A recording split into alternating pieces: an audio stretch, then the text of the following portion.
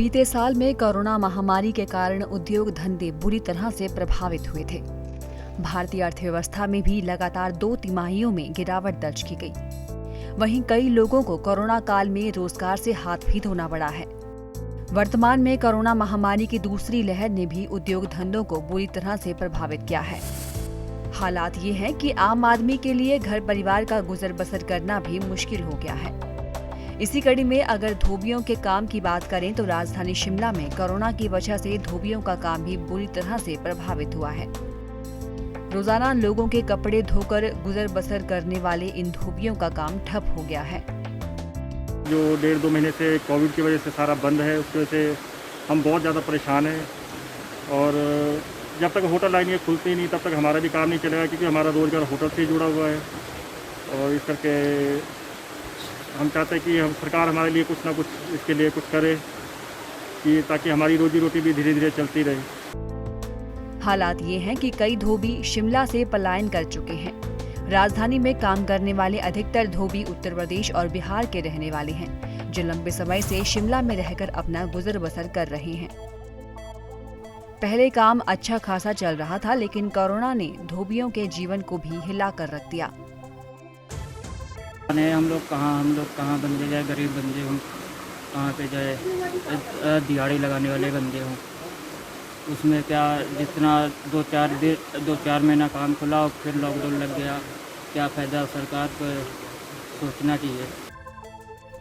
शिमला में मुख्य रूप से धोबियों का काम होटल व्यवसाय से जुड़ा हुआ है।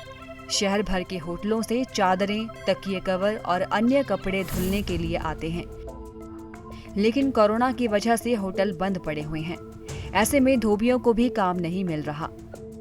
शहर भर के घरों से धोबियों को नाम मात्र का ही काम मिलता है।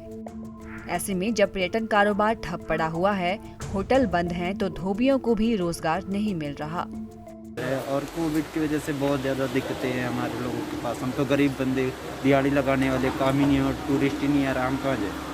सरकार तो लॉकडाउन कर देती है, हमने कहाँ जाना है। हम गरीब बंदे 200 रुपये में दिहाड़ी लगाने वाले, अब 1-1.5 महीने से काम बंद है। हम क्या खाए, क्या कमाएं, इसमें क्या करें, हमारे खुद नहीं समझ में आता क्या करें। वहीं हमारी टीम जब धोबी घाट पर पहुंची तो धोबी घाट पूरी तरह खाली नजर आया।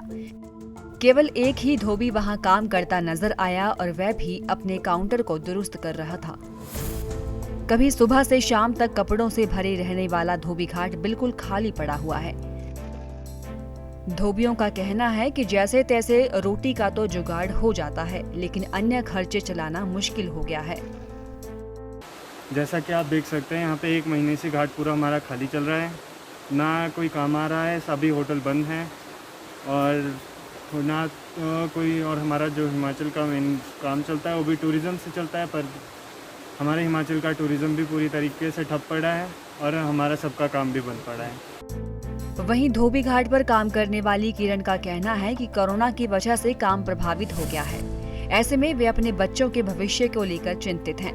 कमाई नहीं हो रही है, ऐसे में उनके लिए बच्चों की फीस देना मुश्किल हो गया है। वो लेके मैं बहुत परेशान हूँ। कोरोना की वजह से खर्चा चलाना बड़ा मुश्किल हो रहा, काम सारा बंद पड़ा हुआ और सरकार से बोलो कुछ करे हमारे लिए।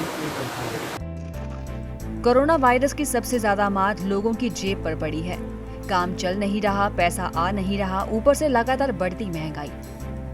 अब इन लोगों को एकमात्र सरकार से आस है कि वो उनके लिए कुछ ऐलान करे, जिससे उनको कुछ राहत मिल सके।